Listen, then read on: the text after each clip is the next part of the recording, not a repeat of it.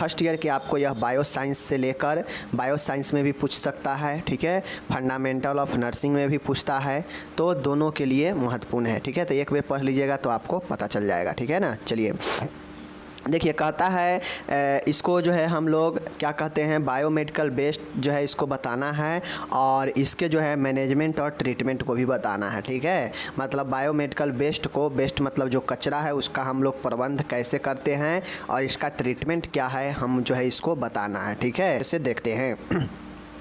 सबसे पहले तो ये समझिए बायोमेडिकल बेस्ड मैनेजमेंट होता क्या है। तो माय डियर, सीधा तौर पे समझिए कि बायोमेडिकल का मतलब होता है, बायोमेडिकल कचरा का मतलब होता है कि जो भी रोगी होते हैं, जो भी व्यक्ति है, जो भी अस्पताल में व्यक्ति, सीधा समझिए कि अस्पताल में होने वाले कचरा को ही जो है आपके बायोमेडिकल बेस्ड कहा जाता है, ठीक है।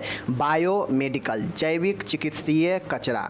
तो जैव मतलब क्या होता है, जीव जंतु, ठीक है, जीव जंतु, पर्यावरण, इसमें होने वाले, साथ में चिकित्सीय है, मतलब मेडिकल में होने वाले कचरा को ही जो है जैव चिकित्सीय कचरा कहते हैं। मतलब व्यक्तियों के द्वारा उसके बीमारी से, उसके निदान से, उसके उपचार से, उसके प्रतिरक्षक या शोध कार्यों से जो भी पैदा होता है यही बायोमेडिकल बेस्ड कहलाता है, ठीक है। जैव चिकित्सीय कचरा एक ऐसा कचरा है जो किसी व्यक्ति के बीमारी के बाद निदान जो होता है, जो उपचार किया जाता है, उसे जो प्रतिरक्षक दिया जाता है, मतलब इनमें जो है टीकाकरण जो दिया जाता है, कुछ रिसर्च भी किया जाता है और इन सब कामों के बाद जो कुछ कचरा निकलता है वही बायोमेडिकल बेस्ड कहलाता है। एज फॉर एग्जांपल इंजेक्शन हो गया, एक व्यक्ति को देने के बाद वह कचरा ही बन जाता है, ठीक है। उसी प्रकार से आईवी सेट देखते होइएगा, जिसको अगर एक बार कैनुला लगा दिया जाता है तो दूसरे में प्रयोग नहीं किया जाता है तो वह भी बेकार ही हो जाता है। उसके बाद दवाई के डब्बे वगैरह होते हैं, वह भी कचरा होता है, ठीक है। कुछ ऐसे होते हैं जो लिक्विड तरल के रूप में कचरा होते हैं। उसी प्रकार जो मरीज़ भर्ती होते हैं तो देखते होइएगा कि उसके परिजन जो है खाना वगैरह लेकर आता है और खाना जो है बच जाता है तो उसको कबाड़ में फेंक देता है, तो वह भी एक प्रकार के कचरा ही होता है। फल फूल का भी जो है छिलका होता है तो वह भी मरीज से प्राप्त होता है, वह भी कचरा ही है। तो जो भी मरीज और मरीज के का जो है उपचार में, निदान में, रिसर्च में, प्रतिरक्षक में जो भी चीज़ें अनावश्यक पदार्थ बच जाता है वही जो है हमारा क्या कहलाता है, जैव चिकित्सीय प्रबंध, जैव चिकित्सीय कचरा कहलाता है। मैनेजमेंट नहीं, यहाँ पे बायोमेडिकल बेस्ड होगा, ठीक है, ये बायोमेडिकल बेस्ड कहलाता है, ठीक है। मैनेजमेंट तो आगे देखेंगे।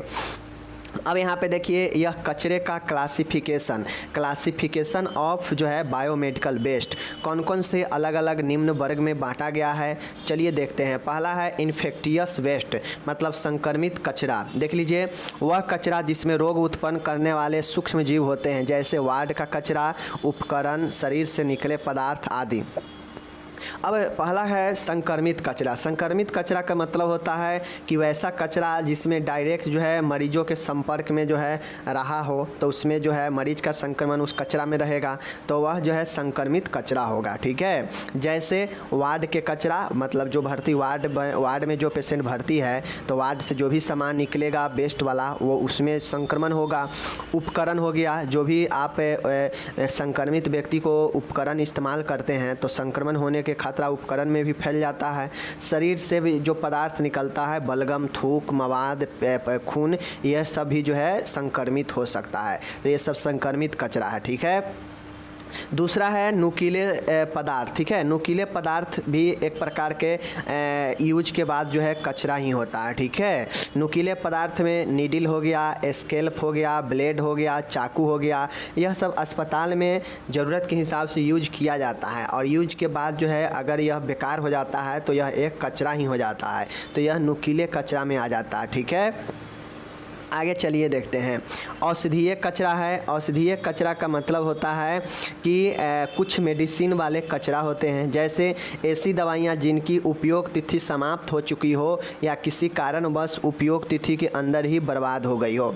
औषधीय कचरा का मतलब होता है कि मेडिसिन वेस्ट। अब होता है कि जैसे दवाई रखे रखे अस्पताल में उसका कंजप्शन खपत नहीं हो पाता है तो जो है वह क्या होता है, धीरे धीरे वो जो है एक्सपायरी कर जाता है, मतलब उसका उपयोग तिथि समाप्त हो जाता है, या फिर किसी कारण से जो है वह डैमेज हो जाता है, ठीक है ना, बर्बाद हो जाता है, तो वह कचरा के अंदर ही चला जाता है। तो जो भी दवाइयाँ का एक्सपायर हो चुका है या किसी कारण से बर्बाद हो गया है तो वह औषधीय कचरा होता है, जिसको व्यक्ति ले नहीं सकता, ठीक है। और जब व्यक्ति के उपयोग से बाहर की चीज़ें हो जाए तो वही तो कचरा हो जाएगा ना। तो यही चीज़ें हैं। रासायनिक कचरा का मतलब होता है कुछ केमिकल जो है बेस्ड होते हैं, जैसे बहुत सारा जो लैब वगैरह होता है तो उसमें अलग अलग केमिकल का इस्तेमाल किया जाता है। जो भी आप ब्लड के टेस्ट करवाते हैं तो उसमें केमिकल लगता है, तो उससे रासायनिक कचरा भी जो है प्रयोग किया जाता है। तो उसमें कुछ रासायनिक चीज़ें जो है वह कचरे के रूप में निकल जाते हैं, तो वह जो है प्रयोगशाला में यूज किया जाता है, ठीक है। तो जो भी प्रयोगशाला में यूज किए हुए रासायनिक चीज़ों का जो है अनुपयोग वाला सामान जो है वह रासायनिक कचरा में आ जाएगा, ठीक है। पाँचवा में है दबाव युक्त कचरा, जैसे गैस सिलेंडर। दबाव युक्त कचरा का मतलब होता है कि यह गैस सिलेंडर भी अगर इधर उधर पड़ा है तो वह भी एक प्रकार के कचरा ही है, उसको सही जगह पर रखना चाहिए, ठीक है। छठा है विकिरण कचरा। विकिरण कचरा का मतलब होता है ऐसा कचरा जिसमें विकिरणशील पदार्थ होते हैं, जैसे प्रयोगशाला अनुसंधान। तो यह जो है आपका क्या हो गया, विकिरणशील कचरा है, ठीक है। ऐसा कचरा जिसमें विकिरणशील पदार्थ होते हैं, जैसे प्रयोगशाला अनुसंधान, ठीक है, याद रखिएगा। सातवां है भारी धातु युक्त कचरा। भारी धातु युक्त कचरा का मतलब है कि वैसा कचरा जिसमें उसका वजन ज़्यादा हो, उससे जो है भारी युक्त हो, जैसे बैटरी, टूटे हुए तापमापी, यह सब जो है भारी कचरा होता है। जैसे थर्मामीटर टूट जाएगा तो वह एक प्रकार के क्या है, भारी कचरा है, ठीक है।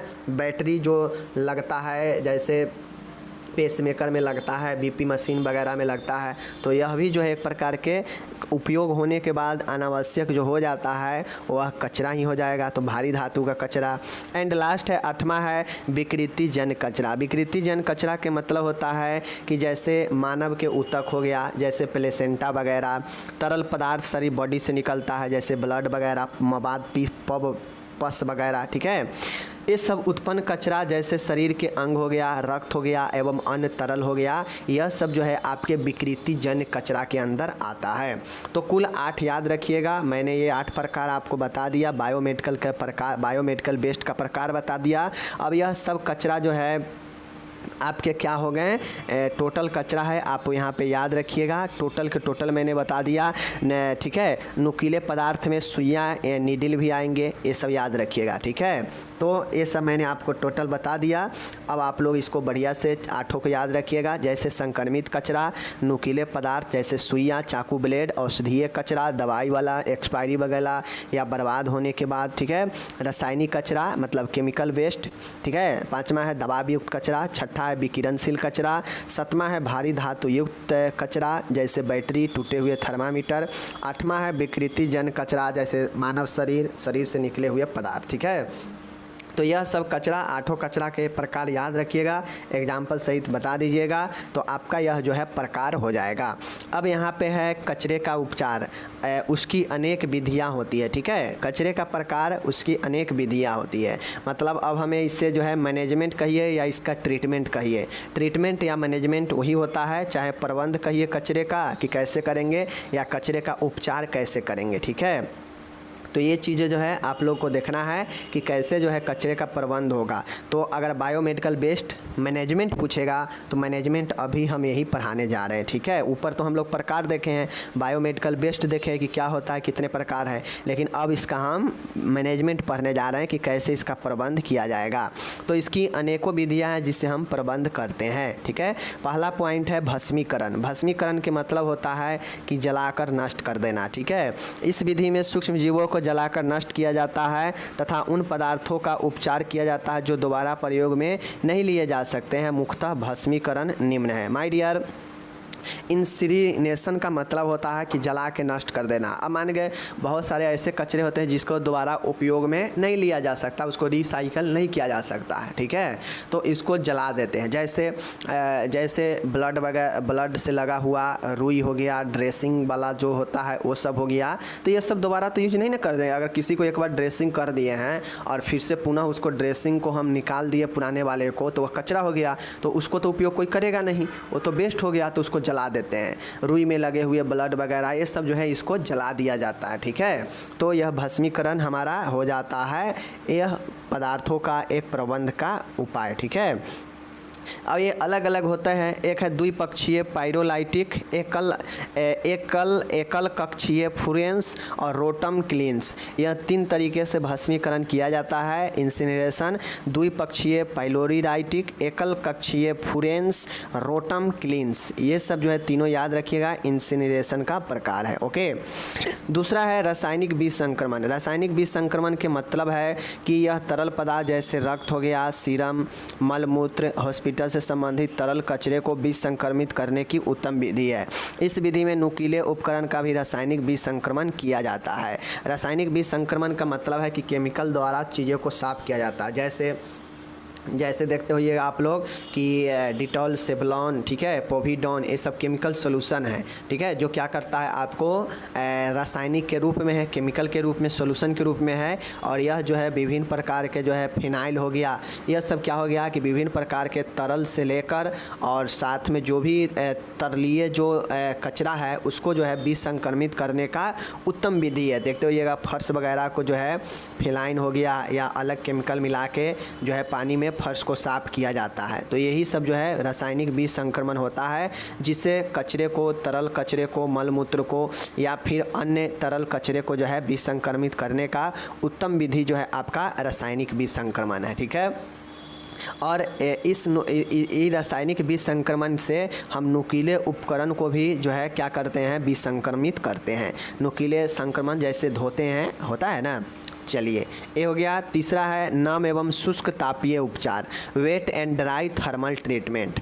इस विधि में कचरे को तीव्र मतलब तेज जो है तापमान एवं तीव्र दबाव युक्त भाप के संपर्क में रखा जाता है, ठीक है। यह एक उपकरण की तरह कार्य करता है। जैसे आपका हो गया, जैसे आप लोग पढ़े होंगे क्या चीज़, ऑटोक्लेव। ऑटोक्लेव में क्या होता है कि अधिक दाब और उच्च ताप पर जो है, अधिक दाब मतलब प्रेशर और उच्च ताप पर जो है किसी भी उपकरण वगैरह को जो है क्या किया जाता है कि उसे विसंक्रमित किया जाता है। तो उसमें बहुत ज़्यादा शुष्क ताप होता है या फिर जो है नमी भी होता है। तो ऑटोक्लेव वगैरह हो गया या अलग अलग उपकरण होते हैं, तो उसमें जो है आप किसी भी उपकरण सर्जिकल वगैरह को मान गए कोई धारदार हथियार है, कोई धारदार जो है आपके उपकरण है जिसको मान गए पानी में उबालने से उसका धार ख़त्म हो सकता है, तो हम क्या करेंगे, उसे नमी से हटाकर शुष्क तापीय वाला में ड्राई थर्मल ट्रीटमेंट करेंगे, ठीक है। लेकिन जिसमें अगर धार नहीं हो, नुकीला हो, तो हम उसमें क्या करेंगे, ऑटोक्लेव में जिसमें अधिक दाब और उच्च ताप पर जो है हम क्या करते हैं, विसंक्रमित करते हैं, ठीक है। तो यही आपका यह उपकरण के तरह काम करता है, नम एवं शुष्क तापीय उपचार, ओके। चौथा है सूक्ष्म तरंगीय किरणन, ठीक है, माइक्रोवेव रेडिएशन। अब सूक्ष्म लगभग 2450 मेगाहर्ट्ज तरंगदैर्घ्य में नष्ट हो जाते हैं। जल सूक्ष्म तरंगों से जल्दी गर्म हो जाता है, ठीक है, जिससे संक्रामक पदार्थ जो है संचार के कारण नष्ट हो जाते हैं। अब ये जो माइक्रोवेव रेडिएशन है, ये क्या करता है कि आपको तरंगदैर्घ्य जनरेट करता है। रेडिएशन क्या करता है, रेडिएशन का पावर तो तरंगदैर्घ्य में ही न होता है। तो यह लगभग सूक्ष्म को 2450 मेगाहर्ट्ज पर जो है आपके सूक्ष्म जीव नष्ट हो जाते हैं।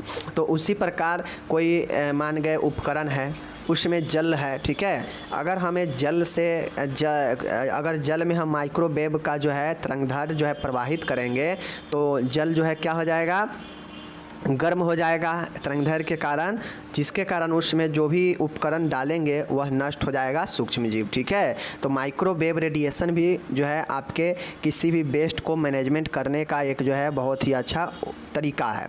पाँचवा है ज़मीनी निस्तारण लैंड डिस्पोजल। लैंड डिस्पोजल का मतलब होता है कि जो है अगर इन सभी चीज़ों से अगर आप नहीं कर पाते हैं तो किसी सामान को ज़मीन के अंदर जो है उसे ज़मीन के अंदर जो है माटी के अंदर ढक देना ही ज़मीनी निस्तारण लैंड डिस्पोजल कहलाता है। इस विधि में सभी प्रकार के पदार्थों का निस्तारण किया जा सकता है। इस प्रकार का बीज संक्रमण ऐसी जगह किया जाना चाहिए जहां पे कोई आवासीय न हो, जिससे लोग संक्रमित न हो। क्योंकि आप ज़मीन के अंदर जो है डालेंगे, मिट्टी ढकेंगे तो हो सकता है समय बीतने के साथ वहां पे उसका प्रभाव व्यक्ति के आसपास रहने वाले को दे। इसलिए लैंड डिस्पोजल करते तो हैं हम, सभी प्रकार के कचरे को जो है लैंड डिस्पोजल के माध्यम से जो है उसे मैनेजमेंट कर सकते हैं। बट ध्यान रखें कि यह भी लैंड डिस्पोजल जहाँ भी होगा वहाँ पे अब आसपास रहने वाला कोई नहीं होगा, ठीक है। तो जाके हम ज़मीन के अंदर किसी भी कचरे को आराम से हिला सकते हैं, डाल सकते हैं। तो यह भी एक ज़मीनी निस्तारण आपके कचरे का प्रबंध करने का तरीका है।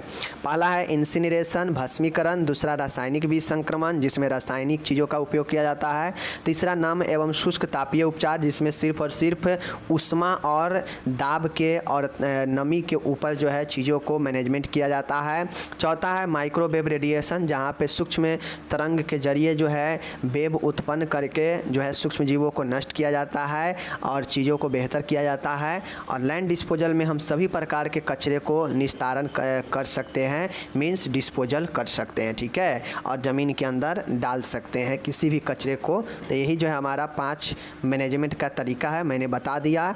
और बायोमेडिकल या बायोमेडिकल बेस्ड मैनेजमेंट अगर पूछेगा तो दोनों चीज़ें मैंने पढ़ा दिया, आपको एग्ज़ाम में लिख देना है, ठीक है।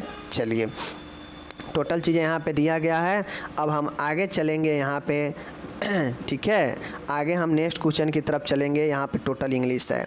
अब जो मैंने आपको बताया था कि मैं बताऊंगा विभिन्न प्रकार के बीमारियों और उसके कीटाणु के नाम बताएंगे, मतलब किस जीव के कारण, किस ऑर्गेनिज्म के कारण कौन से जो है संक्रामक बीमारी होता है, आज हम बताएंगे, ठीक है। तो बहुत इंपॉर्टेंट यह प्रश्न है फर्स्ट के लिए, ऑब्जेक्टिव्स में भी आपको पूछ सकता है और एग्ज़ाम में 10 जो है दे देगा, जो बीमारी के नाम कहेगा इसके जीवाणु के नाम बताइए 5 नंबर या 10 नंबर में, तो ऐसे भी पूछ सकता है सब्जेक्टिव में भी। तो चलिए देखते हैं। पहला है चिकन पॉक्स, जिसे हम लोग छोटी माता भी कहते हैं, किसके कारण होता है, तो यह वेरिसेला जोस्टर वायरस के कारण होता है, ठीक है, जिसको चेचक कहते हैं, वह वेरिसेला जोस्टर वायरस के कारण होता है, याद रखिएगा, ठीक है।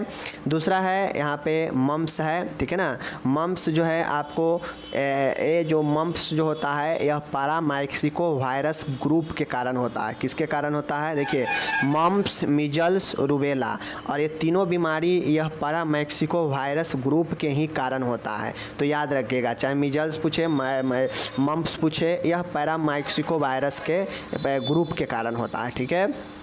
तीसरा है माय डियर पोलियोमेलाइटिस। पोलियो जो होता है किसके कारण होता है, तो यह पोलियो जो है आपके पोलियो वायरस के कारण होता है, याद रखना है, ठीक है। ऐसा पूछा गया है सेकेंड ईयर में भी, फर्स्ट ईयर में भी, ओके। टिटनस किसके कारण होता है, तो आपको पता होना चाहिए, टिटनस क्लोस्ट्रीडियम टिटैनी के कारण होता है। यह भी एक बैक्टीरियल ही है और यह व्यक्ति के घाव में कहीं भी कटे फटे घाव वाले जगह से अंदर प्रवेश कर जाता है, ठीक है। इसलिए लोग कहता है कि जब भी घाव हो, पैर उड़ कटे कहीं, तो जो है हमेशा पैर में चप्पल लगा के रखें, ठीक है, और किसी गंदे चीज़ों को न छुए। तो टिटनस क्लोस्ट्रीडियम टिटैनी के कारण होता है, याद रख लीजिए क्या है, क्लोस्ट्रीडियम टिटैनी, ओके, कोई दिक्कत नहीं। पाँचवा है डिसेंट्री। डिसेंट्री अतिसार किसके कारण होता है, तो एंट अमीबा हिस्टोलेटिका के कारण, ठीक है। डिसेंट्री किसके कारण होता है, एंट अमीबा हिस्टोलेटिका, याद रखिएगा। फाइलेरिया किसके कारण होता है, क्यूलेक मच्छर, याद रखिएगा, क्यूलेक्स मच्छर फाइलेरिया के बहुत ही एक कारक जो है जीवाणु है, ठीक है। सातवां है कोलेरा हैजा, किसके कारण होता है, तो यह वाइब्रियो कॉलेरा के कारण होता है, किसके कारण, वाइब्रियो कॉलेरा के कारण होता है, याद रखिएगा, कोलेरा से वाइब्रियो कॉलेरा, बस, ठीक है। चलिए आठवां है लेप्रोसी, किसके कारण होता है, जिसको हम लोग कुष्ठ रोग भी हिंदी में कहते हैं, तो यह जो है माइकोबैक्टीरियम लेप्राई के कारण होता है, किसके कारण, माइकोबैक्टीरियम लेप्राई के कारण होता है, ठीक है, याद रखिएगा। माइकोबैक्टीरियम लेप्राई के कारण आपके लेप्रोसी होता है, याद रखिएगा, ठीक है, बहुत इंपॉर्टेंट है। 9वां है कुकुर खांसी, वूपिंग कफ किसके कारण होता है? तो माय डियर, वूपिंग कफ जिसे हम लोग कुकुर खांसी कहते हैं, काली खांसी कहते हैं, यह भी जीवाणु के द्वारा ही होता है और यह बोर्डेटेला पर्टुसिस के कारण होता है, ठीक है। किसके कारण? बोर्डेटेला पर्टुसिस के कारण होता है। किसके कारण? बोर्डेटेला पर्टुसिस के कारण होता है, बहुत महत्वपूर्ण है, याद रखिएगा। 10वां है अगर आपको गैस्ट्रोएंटेराइटिस होता है, आंत में किसी प्रकार के समस्या होता है, तो अगर वह इन्फेक्शन वाला आंत का समस्या है, गैस्ट्रोएंटेराइटिस है, तो वह एंट अमीबा हिस्टोलेटिका के कारण होता है या कॉम्प्ले देख लीजिए कैम्पिलोबैक्टर बैक्टीरियम के कारण होता है। अब चूँकि जो हैजा होता है वह भी आंत को ही नुकसान पहुंचाता है और यहाँ पे आंतरीय शोथ है, तो इस प्रकार से एंट अमीबा हिस्टोलेटिका वहाँ भी था और यहाँ भी है, हैजा में भी था और यहाँ भी है, ठीक है, तो याद रखना है, इसको याद रखिएगा। आगे चलिए हम लोग देखते हैं, आगे फिर से जो है कुछ बीमारी और जीवाणु के नाम है, तो चलिए फिर से देखते हैं, ठीक है। देखिए यह क्वेश्चन आपको लगता होगा कि बड़ी आसान है तो आता है, लेकिन कंफ्यूज कर जाते हैं, गड़बड़ाने लगते हैं। अगर ऑब्जेक्टिव में एगो इसमें से पूछ देगा तो आप गड़बड़ा जाइएगा, कंफ्यूज कर जाइएगा। क्यों? क्योंकि आपको पूरा क्लियर नहीं रहता है, ठीक है, कि किसके कारण क्या होता है। Name the causative organism for the following, मतलब इसमें से कौन से कारक जीवाणु है पूछ रहा है। फिर से देख लीजिए, मलेरिया किसके कारण होता है? प्लाज्मोडियम पैरासाइट के कारण होता है, याद रखना है आपको, ठीक है, प्लाज्मोडियम पैरासाइट के कारण। टाइफाइड किसके कारण होता है? जो कि एक आंतरीय बुखार होता है, तो यह साल्मोनेला टाइफी के कारण होता है। किसके कारण? साल्मोनेला टाइफी के कारण आपके टाइफाइड होते हैं, तो नाम से यह स्पष्ट है। तीसरा है टिटनेस, बता चुके हैं, क्लोस्ट्रीडियम टिटेनी के कारण होता है। चौथा है गैस गैंग्रीन, किसके कारण होता है? तो गैस गैंग्रीन क्लोस्ट्रीडियम परफ्रीजेंस के कारण होता है। किसके कारण? क्लोस्ट्रीडियम परफ्रीजेंस के कारण होता है। कंफ्यूज मत होइएगा, क्लोस्ट्रीडियम टिटनेस में भी था, तो वहाँ पे क्लोस्ट्रीडियम टिटनेस था तो टिटेनी था, ठीक है। यहाँ पे आपके गैस गैंग्रीन है तो क्लोस्ट्रीडियम तो यहाँ भी है, बट यहाँ पे परफ्रीजेंस है, ठीक है, याद रखने को। लेप्रोसी ऊपर बताए हैं, माइकोबैक्टीरियम लेप्राई के कारण होता है। ट्यूबरक्लोसिस बहुत इंपॉर्टेंट है, याद रखिए, माइकोबैक्टीरियम ट्यूबरक्लोसिस पहले भी बता चुके हैं, यह एक बैक्टीरिया है, ठीक है। 7वां है कोलेरा हैजा, किसके कारण? वाइब्रियो कोलेरा के कारण। 8वां है सिफिलिस, सिफिलिस किसके कारण? ट्रेपेनोमा पैलिडम के कारण, याद रखिएगा, बहुत इंपॉर्टेंट है। सिफिलिस एक एसटीडी रोग है, ठीक है, और यह जो है देख लीजिए ट्रैपोनेमा पैलिडम के कारण होता है, यह जीवाणु है, ठीक है। 9वां है मम्प्स पैरामाइक्सिको वायरस के कारण, पता है। और गोनेरिया जो है नेइसेरियाई गोनेराई के कारण होता है, ठीक है। गोनेरिया एसटीडी ही रोग है जो किसके कारण होता है? नीसेरियाई गोनेराई के कारण, याद रख लीजिएगा, आपसे ये बहुत इंपॉर्टेंट है, ऑब्जेक्टिव में पूछ देगा। तो गोनेरियाई जो है नाइसेरियाई गोनेराई के कारण, बाकी और सारे हैं, जैसे एड्स जो है HIV के कारण होता है, HIV वायरस के कारण, ठीक है। मिजल्स भी जो है पैरामाइक्सिको वायरस के ग्रुप के कारण ही होता है, ठीक है। इस सब याद रखिएगा, ओके। तो ये सब इम्पोर्टेंट था जो कि मैंने बता दिया। लगभग जो है मैंने आपको 15 से 17 जो है मैंने आपको बैक्टीरिया और उससे होने वाले बीमारी के नाम बताए हैं। तो आपको इस सब को अगर ज़रूरी समझते हैं तो 2 बार अच्छे से पढ़ लीजिएगा, आपको याद हो जाएगा, क्योंकि ऑब्जेक्टिव में आपसे पूछ देगा तो आप पढ़िएगा तो कन्फर्म रहिएगा। बाकी चलिए हम मिलेंगे अगले वीडियो में। आप सभी फर्स्ट को वेलकम, स्वागत, ठीक है, थैंक यू, धन्यवाद।